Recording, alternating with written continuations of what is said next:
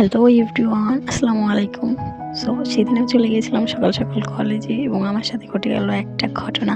So চলেন আপনাদের সাথে ঘটনাটা শেয়ার করি।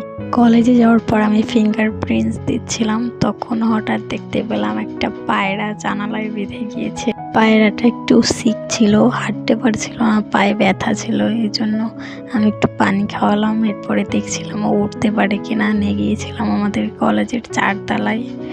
নিয়ে গিয়ে জানালা খুলে ওকে যখন ছেড়ে দিলাম, দেখি না উঠতে পারছে।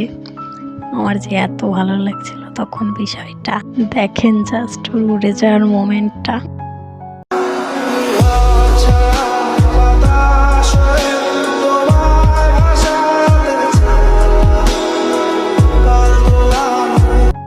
ও সম্ভবত আমাদের মিলের বুনো পায়রা ছিল।